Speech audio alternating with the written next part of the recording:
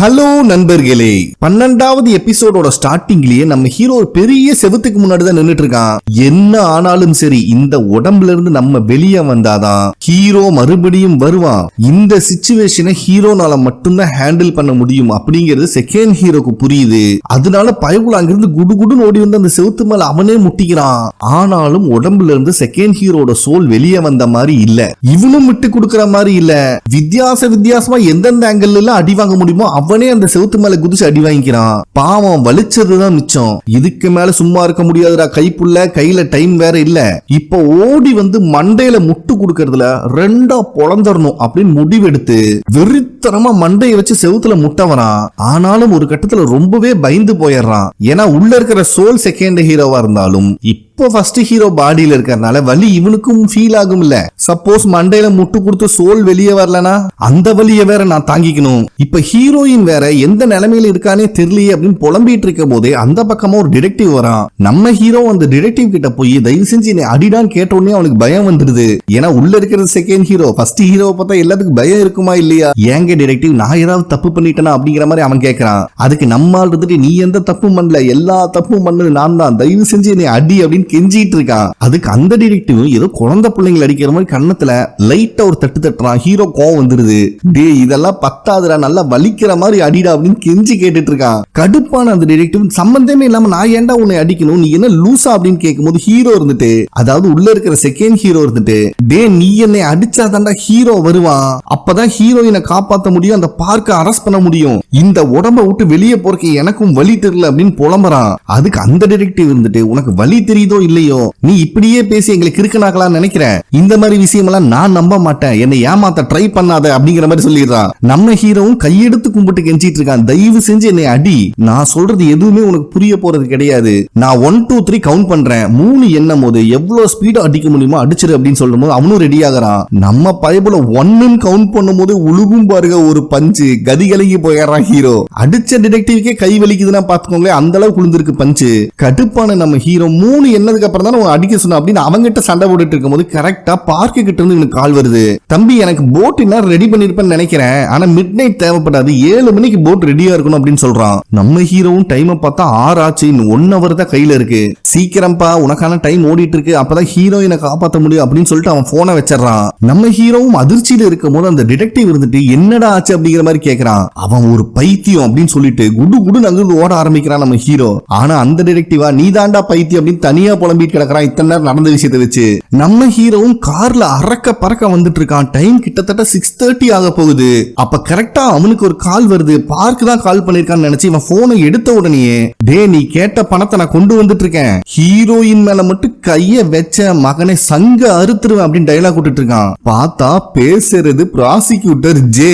டே இப்ப நீ ஹீரோயின் பேரை தான் மென்ஷன் பண்ண, என்னடா நடந்துட்டு இருக்கு அப்படிங்கிற மாதிரி கேட்கும்போது நம்ம ஹீரோ, அதாவது உள்ள இருக்கிற செகண்ட் ஹீரோ பம்ப ஆரம்பிச்சிடறான். டே தயவு செஞ்சு இப்ப ரூல்ஸ் அண்ட் ரெகுலேஷன்லாம் பேசிட்டு இருக்காத, எனக்கு அவசரமா ஒரு கன்னு வேணும், அதுக்கு ஏற்பாடு பண்ணி ஹீரோயின் டேஞ்சர்ல இருக்கா அப்படிங்கிற விஷயத்த சொல்றான். இத கேட்கும் போதே ப்ராசிக்யூட்டர் ஜே காண்டாய் கத்த ஆரம்பிக்கிறான். பதிலுக்கு நம்ம ஹீரோவும் கத்துன்னு கத்திடுறான். இது நான் வேணும்ட்டே பண்ணலடா, தெரியாம நடந்தது, அவளுக்கு மட்டும் ஏதாவது நடந்துச்சுன்னா இந்த குற்ற உணர்ச்சி என்னை அரிச்சுக்கிட்டே கிடக்கும் உள்ள அப்படின்னு இவன் பேசிட்டு இருக்கும் போதே நடுவுல ஒரு கார் வந்துருது. அதுல இருந்து தப்பிக்கிறதுக்காக இவன் டைவர்ட் பண்ணும்போது ஒரு சின்ன ஆக்சிடென்ட் ஆகுது. அப்ப கரெக்டா சின்ன வயசுல செகண்ட் ஹீரோக்கு நடந்த ஆக்சிடென்ட் தான் மறுபடியும் காட்டுறாங்க.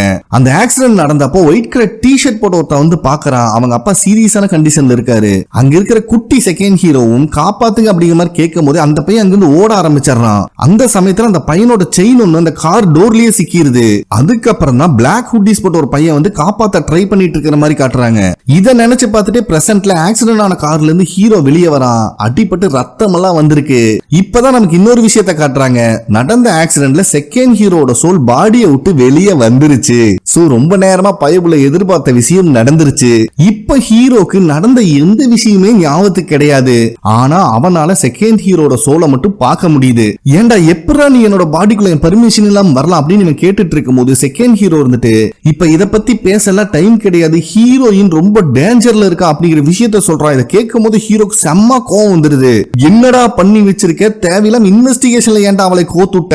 மகனே, அவளுக்கு மட்டும் ஏதாவது ஆச்சுன்னு வச்சுக்கோ, நீ யாரு கண்ணுக்கு தெரியலனாலும் பரவாயில்ல, உன்னை தேடி வந்து கொன்றுவேன் அப்படின்னு மிரட்டிட்டு வண்டி எடுக்கிறான். செகண்ட் ஹீரோ காருக்குள்ள வந்து உட்காந்துக்கிறான். பட் நம்ம ஹீரோக்கு இஷ்டம் இல்ல, ஒழுங்கா வெளியே போயிடுறான்னு சொல்லும் போது ஹீரோயின் இப்ப எங்க இருக்காங்கிறது எனக்கு மட்டும் தான் தெரியும், நான் உன் கூட வந்தே அவன் சொன்னதுக்கு அப்புறம் தான் அங்கிருந்து ஹீரோ வண்டி எடுத்துட்டு கிளம்புறான். இப்ப நம்மளுக்கு பார்க்க தான் காட்டுறாங்க. பைபிள்ல ஹீரோயின் அது கூட கடத்தப்பட்ட 3 பொண்ணுகளையும் கூப்பிட்டுட்டு ஹீரோட்ட ஆல்ரெடி அவன் சொல்லி இந்த மாதிரி போட் இருக்கிற அந்த இடத்துக்கு தான் வந்திருக்கான். ஒரு வழியா நம்ம ஹீரோவும் அந்த பிளேஸுக்கு வந்துடுறான். பட் கார்ல இருந்து இறங்கறதுக்கு முன்னாடி செகண்ட் ஹீரோ பார்த்து, நீ வராத, நீ ஹீரோயினை ஏமாத்திட்ட அப்படிங்கிற மாதிரி சொல்றான். இதுல கடுப்பான செகண்ட் ஹீரோ, ராஜா நீ மட்டும் நல்லவன் கிடையாது, நீயும் என்ன ஏமாத்தனவன் தான் அப்படிங்கிற மாதிரி சண்டை போட ஆரம்பிக்கிறான். பட் ஹீரோ கிட்ட அதுக்கெல்லாம் டைம் இல்ல.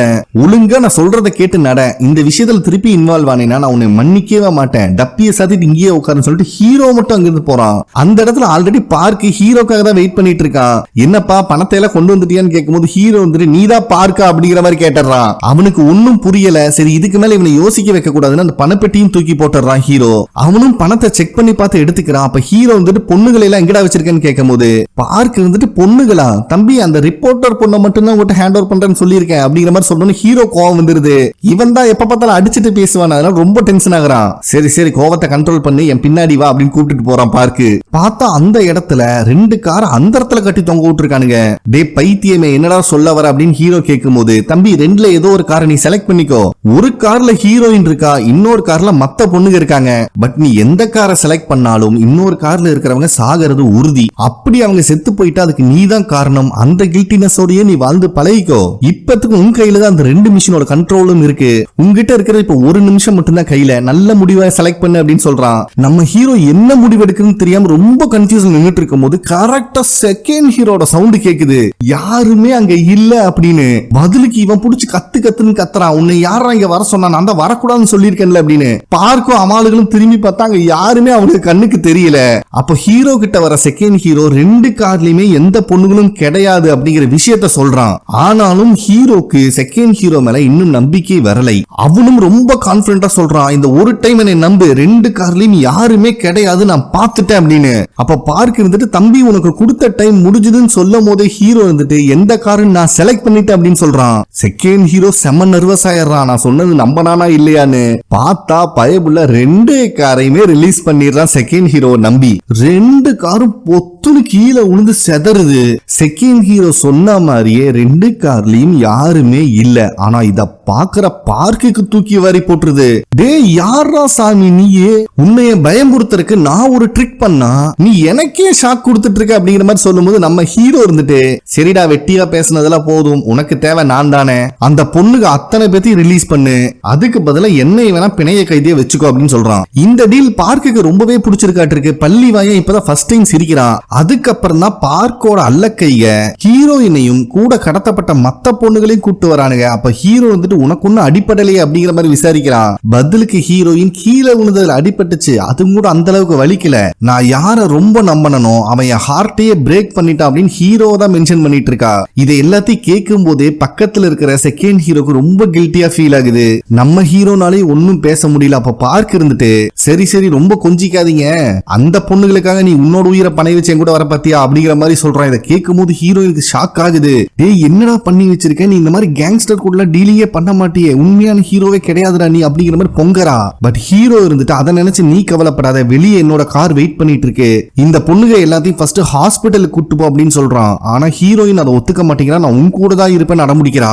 ஏன்னா இவளுக்காக தான் இவன் இவ்வளவு சாக்ரிஃபைஸ் பண்ணிருக்கான் அப்படிங்கிறது ஹீரோயினுக்கு புரியுது. அப்ப ஹீரோ இருந்துட்டு, நான் யாருங்கிறத நீ மறந்துட்டியா, என்னை பத்தி நினைச்சு நீ கவலைப்படாத அப்படின்னு சொல்லும் போது தான் கிளம்புறா. மறுபடியும் ஹீரோயினை தடுத்து நிறுத்தி, தயவு செஞ்சு வெளியே வெயிட் பண்ணாத, எவ்வளவு தூரம் இங்கிருந்து போக முடியுமோ அவ்வளவு தூரம் போயிரு இவங்களை கூப்பிட்டுட்டு அப்படின்னு சொல்றான். அதுக்கு ஹீரோயின் இருந்துட்டு, கண்டிப்பா நான் உனக்காக வெயிட் பண்ணிட்டு இருப்பேன், நீ திரும்பி வரணும், உங்ககிட்ட நான் பேச வேண்டிய விஷயம் நிறைய இருக்கு அப்படின்னு சொல்லிட்டு தான் அங்கிருந்து கிளம்புறா. ஹீரோயினும் அந்த பொண்ணுகளை கூப்பிட்டு அங்கிருந்து ஓட ஆரம்பிக்கிறா. இந்த சமயத்துல அந்த பார்க்கோட அல்லக்கைய 2 பேரு ஹீரோவை போட்டு பொலன்னு பொழக்கிறானுங்க. 2 பேரும் ஜெய் ஜாண்டிக்கா இருக்கிறதுனால ஹீரோனால ஒண்ணுமே பண்ண முடியல. இவன் அடிக்கிறதுல அவங்களுக்கு வலிக்கவே மாட்டேங்குது. நடந்துட்டு இருக்கு. ஒரு கட்டத்துல ஹீரோவை போட்டு மொத்தமா லாக் பண்றான். கிட்டத்தட்ட ஹீரோ அன்கான்சியஸ்க்கு போற ஸ்டேஜ் ஆயிருது. ஹீரோவோட கதை முடிஞ்சதுன்னு நினைக்கும் போதே போலீஸ் சைரன் சவுண்டோட ஒரு கார் வருது. வேற யாரும் இல்ல, ஹீரோயின் தான். அங்க இருக்கிறவங்கள தலதறிக்க ஓட ஆரம்பிச்சிடறானுங்க. ஏன்னா ஹீரோயின் மட்டும் இல்ல, ஹீரோவோட டீம் மொத்தமா அங்க இறங்கிட்டானுங்க. பார்க்கு அவன் அல்ல கைன்னு எல்லாத்தையும் அரெஸ்ட் பண்ணிடுறானுங்க. இப்பதாண்டா நிம்மதியா இருக்கு, எப்படியே நீ ஒரு வழியே காப்பாத்திட்டீங்க அப்படின்னு ஹீரோ நடந்து வரும் போதே ஆப்போசிட்ல வர ப்ராசிக்யூட்டர் ஜே வெப்பாம இருங்க ஒரு அடி. ஹீரோ கதி கலங்கி போயிடுறான். ஏன்னா இதுக்கு முன்னாடி செகண்ட் ஹீரோ என்ன பண்ணி வச்சிருக்கானே அவனுக்கு தெரியாது. கடுப்பான ப்ராசிக்யூட்டர் ஜே, தம்பி உன்னோட இன்வெஸ்டிகேஷன்ல நீ பர்சனலா என்ன வேணா பண்ணிக்கோ, நார்மல் பப்ளிக்கை ஏன் இன்வால்வ் பண்ணு ஹீரோயினை பத்தி தான் கேக்குறான். ஹீரோக்கும் இது தப்புன்னு புரியுது. கண்டிப்பா இது சம்பந்தமா உன் மேல நான் கேஸ் ஃபைல் பண்ணுவேன்னு சொல்லிட்டு அவன் ஹீரோயின் கூப்பிட்டு கிளம்பும் போது ஹீரோயின் அவன் கூட வரமாட்டேங்கிறா. அப்ப ஹீரோ இருந்துட்டு நடந்த விஷயத்துக்கெல்லாம் மன்னிப்பு கேட்டுட்டு, நான் ஒரே ஒரு ப்ராமிஸ் மட்டும் உனக்கு பண்றேன், இதுக்கு மேல நான் உன்னை எந்த விஷயத்திலயும் இன்வால்வ் பண்ண மாட்டேன், நீ என்னை பாக்குற மாதிரியும் இருக்காது அப்படின்னு சொல்றான். இதுல ஹீரோயினுக்கு கோவம் வந்துடுது. எதுவுமே பேசாம கோவிச்சிட்டு அங்கிருந்து போயிடுறா ஹீரோயின். இப்ப நம்மளுக்கு செகண்ட் ஹீரோ தான் காட்டுறாங்க. பைபிள தன்னந்தனியா புலம்பிக்கிட்டே வந்துட்டு இருக்கான். 16 வருஷத்துக்கு முன்னாடி எப்படி இருந்தானோ இப்பவும் அப்படியே தான் இருக்கான் ஹீரோ. அவன் கொடுத்த ப்ராமிஸ் அவனால காப்பாற்ற முடியல. இருந்தாலும் ஹீரோயினை காப்பாத்திட்டாங்கிற ஒரே காரணத்துக்காக அவனை மன்னிக்க வேண்டியதா இருக்கு அப்படின்னு யோசிச்சு பார்க்கும்போது தான், ஆமா நான் எப்படி ஹீரோட உடம்புல இருந்து வெளியே வந்தேன் அப்படின்னு யோசிக்கிறான். ஏன்னா ஃபர்ஸ்ட் டைம் சண்டை போடும் போது ஹீரோட வாயிலிருந்து பிளட் வந்திருக்கும். இதுக்கு முன்னாடி நடந்த ஆக்சிடென்ட்லயும் அடிபட்டு ஹீரோக்கு பிளட் வந்திருக்கும். ஒருவேளை இதுதான் காரணமா இருக்குமோ, பிளட் வந்தாதான் நான் வெளியே வருவனோ அப்படின்னு யோசிச்சுட்டு இருக்கும் போதே இப்ப நம்மளுக்கு ஜேவதா காட்டுறாங்க. ஹீரோயினை டிராப் பண்றதுக்காக வீட்டு வரைக்கும் வந்திருக்கான். அப்ப ப்ராசிக்யூட்டர் ஜே இருந்துட்டு, இனிமேல் ஹீரோ கிட்ட இருந்து கொஞ்சம் விலகியே இரு, எந்த ஆபத்தையும் நீயா தேடி போய் உட்காந்துக்காத அப்படின்னு அட்வைஸ் பண்றான். பட் ஹீரோயின் இருந்துட்டு அது எங்க தலைவிதிப்பா, நாங்க 2 பேரும் ஒன்னா இருக்கணும்னு. நல்லா யோசிச்சு பாரு, அவன் ஒரு டிடெக்டிவ். எங்க எந்த குற்றம் நடந்தாலும் அதை விசாரிக்க வந்துதான் ஆகணும். நான் ஒரு ரிப்போர்ட்டர், நானும் அதே இடத்துல தான் இருந்தாகணும். இதெல்லாம் கோ இன்சிடென்ட் அப்படின்னு சொல்லும் போது ப்ராசிக்யூட்டர் ஜேனால எதுவும் பேச முடியல. ஒழுங்கு மரியாதை போய் ரெஸ்ட் அப்படின்னு சொல்லிட்டு கிளம்பிடுறான். வீட்டுக்கு வந்த ஹீரோயினும் நடந்த விஷயத்த நினைச்சு புலம்பிட்டு இருக்கா. எவ்வளவு தைரியம் இருந்தா அந்த பார்க்கு கிட்ட நான் ரிப்போர்ட்டர்ங்கிறத போட்டு கொடுத்துருப்பான், அதுக்கு ஒரு கிளாரிபிகேஷன் கொடுப்பான்னு பார்த்தா இதுக்கு மேல நீ எங்கூட இன்வால்வ் ஆக வேண்டாம் நைஸா கட் பண்ணி விடுறான். எவ்வளவு திமிர் இருக்கும் அவனுக்கு அப்படின்னு யோசிச்சு பார்த்துட்டு இருக்கும் போது தான் ஹீரோவோட உடம்புல செகண்ட் ஹீரோ இருக்கும் போது பேசினதும் இப்ப கடைசியா ஹீரோ பேசினதும் அவளுக்கு ஸ்ட்ரைக் ஆகுது. பேசுற விதம், ஆட்டிடியூட், அவனோட எக்ஸ்பிரஷன் எல்லாமே டிஃபரெண்டா இருக்கு. என்னவா இருக்கும் அப்படிங்கிற சந்தேகம் இவளுக்கு வருது. ரிப்போர்ட்டர் மூளை கொஞ்சம் கொஞ்சமா இப்பதான் வேலை செய்ய ஆரம்பிக்குது. அதனால அங்க இருக்கிற ஸ்டிக் நோட்டீஸ்ல ஹீரோவோட பேரை எழுதுறா. கூடவே இன்னொரு பேப்பர்ல இன்னொரு ஹீரோ, அது யாரா இருக்குன்னு கொஸ்டின் மார்க் போட்டு யோசிச்சுட்டு இருக்கா. அதே டைம்ல சீஃப் ஆபீஸ்ல போலீஸ் ஹெட்டும் போலீஸ் கமிஷனரும் உட்கார்ந்து பேசிட்டு இருக்காங்க. செஞ்ச உதவிக்காக போலீஸ் ஹெட் கமிஷனர் கிட்ட ரொம்பவே தேங்க்ஸ் சொல்றான். பட் ஆனா கமிஷனர் என்ன ஆனாலும் சரி பார்க்கு வாயை திறக்காம பாத்துக்கோ அப்படிங்கிற மாதிரி சொல்லிடுறாரு. போலீஸ் ஹெட்டும் இதெல்லாம் நான் ஹேண்டில் பண்ணிக்கிறேன், ஆனா நம்ம பண்ண வேண்டிய முக்கியமான விஷயம் இன்னொன்னு இருக்கு. என்னதான் நம்ம ப்ராசிக்யூட்டர் டைரக்டருக்கு உண்மையான விசுவாசிகளா இருந்தாலும் அவரோட வீக்னஸ் ஏதாவது நம்ம தெரிஞ்சு வச்சுக்கணும். நாளைக்கு நம்மளுக்கு எந்த பிரச்சனையும் வரக்கூடாது. அதனால இந்த கேஸ் எந்த அளவுக்கு போகுதுன்னு பார்க்கலான்னு வில்லத்தனமா பேசிட்டு வெளியே வந்தவன் மறுபடியும் சைக்கோ மாதிரி சிரிச்சிட்டு இருக்கான். இவன் போலீஸ் கமிஷனரே மாட்டி விட பிளான் பண்றானா என்னன்னு தெரியல. நம்ம ஹீரோ கார்ல வந்துட்டு இருக்கும் போதும் கூட செகண்ட் ஹீரோ தான் பார்க் வச்சு இந்த டிராப்பை கண்டுபிடிச்சு 2 கார்லயும் எந்த பொண்ணுகளும் இல்ல அப்படிங்கிற விஷயத்த சொல்லியிருப்பான். அதை யோசிச்சு பாக்குறான். அது மட்டும் இல்லாம இதுக்கு முன்னாடி ஒரு டைம் அந்த பைக்கர்ஸ் கேங்க பிடிக்கும் போதும் செகண்ட் ஹீரோ தான் இவன் கூட இருந்து ஹெல்ப் பண்ணிருப்பான். சோ இதை எல்லாத்தையுமே யோசிச்சு பார்த்துட்டு யாரா இவன் லூசு பயலா இருக்கான் அப்படின்னு திங்க் பண்ணும் போது தான் ஹீரோக்கு செகண்ட் ஹீரோ கண்ணுக்கு தெரிய ஆரம்பிச்சிருப்பான். அந்த சமயத்துல தான் அந்த ஆக்சிடென்ட் விஷயமும் அவனுக்கு ஞாபகம் வந்திருக்கும். அப்ப நிஜமாலுமே அந்த சின்ன பையன் தான் செகண்ட் ஹீரோவா? நல்ல பையனா வளர்ந்து நிப்பான்னு பார்த்தா திருட்டு பயலா இருக்கான்னு யோசிச்சு அவன் போயிட்டு இருந்த காரை திருப்புறான். இங்க ஹாஸ்பிட்டல்ல செகண்ட் ஹீரோ அவனோட பாடியை பார்த்து அவனே ஃபீல் பண்ணிட்டு இருக்கான். அப்பவும் கூட அந்த மிஸ்டீரியஸ் லேடி சொன்ன விஷயம் தான் அவன் மைண்ட்ல ஓடிட்டு இருக்கு. 49 நாளுக்குள்ள நீ உன் பாடிக்கு ரிட்டர்ன் ஆகலன்னா மொத்தமா இறந்துருவேன்னு சொல்லியிருப்பாங்க. அதை நினைச்சு பார்த்துட்டு என்னடா வாழ்க்கை நொந்து போய் வெளியே வந்தா ஆப்போசிட்லயே ஹீரோ நிக்கிறான். அதுக்கப்புறம் 2 பேரும் பேச ஆரம்பிக்கிறானுங்க. இந்த செகண்ட் ஹீரோ வாயை வச்சுட்டு சும்மா இல்லாம ஹீரோயின் செல்லக்குட்டி எப்படி இருக்கா, வீட்டுக்கு போயிட்டாளா அப்படின்னு கேக்குறா.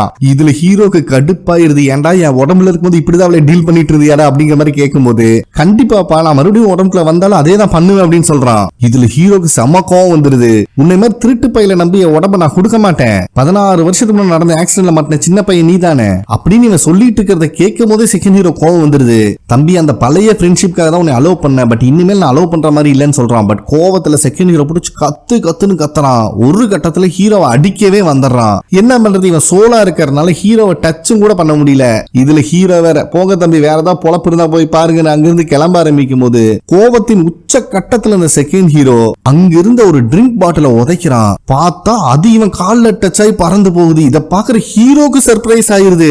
டேய் நிஜமாலுமே நீயாடா பண்ண அப்படின்னு கேட்கும் போது இத்தனை நேரம் நடந்த சண்டையை மறந்துட்டு செகண்ட் ஹீரோ ஆமா என்னாலையும் டச் பண்ண முடியுது ஆனா எப்படின்னு தான் தெரியல அப்படின்னு புலம்பிட்டு இருக்கான். அதுக்கப்புறம் ரெண்டு பேரும் உட்காந்து பேசும்போது தான் ஹீரோ வந்துட்டு ஏன்டா என்ன ஏமாத்துக்காரன்னு சொல்லிட்டு இருக்க அப்படின்னு கேக்குறான். கடுப்பான செகண்ட் ஹீரோ வேற என்னன்னு சொல்ற எங்க அப்பா மேல தேவையில்லாத பழி போட்டிருக்காங்க, அதுல இருந்து காப்பாத்துறதுக்காக நான் உங்ககிட்ட ஹெல்ப் கேட்டேன், நீயும் பண்றேன்னு ப்ராமிஸ் பண்ணிட்டு அதுக்கப்புறம் ஓடி போயிட்ட அப்படின்னு சொல்லும் போது ஹீரோ வந்துட்டு இல்லையேடா அவனை புடிச்சாச்சு அப்படின்னு சொல்றான். இப்பதான் நடந்த விஷயத்தை நம்மளுக்கு காட்டுறாங்க.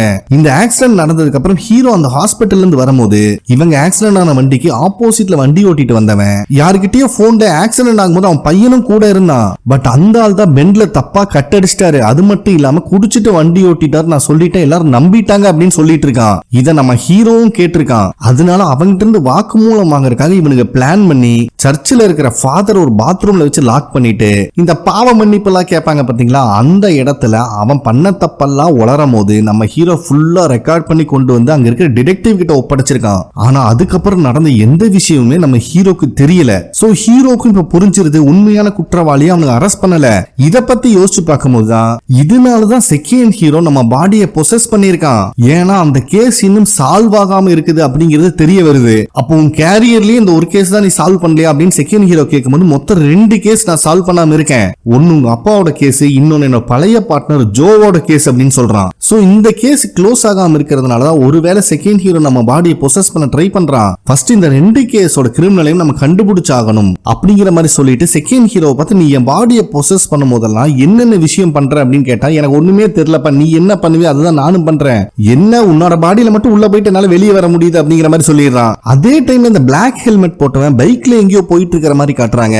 அப்ப நம்ம செகண்ட் ஹீரோ இருந்துட்டு உன்னோட பழைய பார்ட்னர் ஜோ கேஸ்ல யார் என் மேல பழி போட்டாங்கன்னு கண்டுபிடிச்சா இது எல்லாத்தையும் கண்டுபிடிச்சிடலாம் அப்படிங்கிற மாதிரி சொல்லும் போது ஹீரோ இருந்துட்டு செகண்ட் ஹீரோட அப்பா கேஸை இன்வெஸ்டிகேட் பண்ண டிடெக்டிவும் ஆக்சிடென்ட்ல இறந்திருக்கான். அதே மாதிரிதான் என்னோட பழைய பார்ட்னர் ஜோவும் ஒரு கேஸை இன்வெஸ்டிகேட் பண்ணும் போது இறந்திருக்கான். இது எதுவுமே கோஇன்சிடென்ட் மாதிரி எனக்கு தெரியல, ஆனா உண்மையான கில்லரை நம்ம புடிச்சாகணும் அப்படின்னு சொல்றான். சோ இந்த 2 கேஸையும் இவங்க 2 பேர் ஒன்னா சேர்ந்து தான் சால்வ் பண்ணணும், இதுதான் இவங்க தலையெழுத்து அப்படிங்கிற ஒரு முடிவுக்கும் வந்துடுறானுங்க. பிளாக் ஹெல்மெட் போட்டவன் படு வேகத்துல பைக் ஓட்டிட்டு வந்துட்டு இருக்கான். ஹீரோவும் செகண்ட் ஹீரோவும் இவனை தான் நம்ம புடிச்சாகணும் அப்படிங்கிற ஒரு முடிவு எடுக்கிறானுங்க. இந்த இடத்துல இந்த எபிசோட் கம்ப்ளீட் ஆகுது. ஓகே ஃப்ரெண்ட்ஸ், கண்டிப்பா உங்களுக்கு பிடிச்சிருக்கும் நம்புறேன். ப்ளீஸ் லைக் பண்ணுங்க, சப்ஸ்கிரைப் பண்ணுங்க, கமெண்ட் பண்ணுங்க. நெக்ஸ்ட் எபிசோட்ல மீட் பண்ணலாம். நன்றி.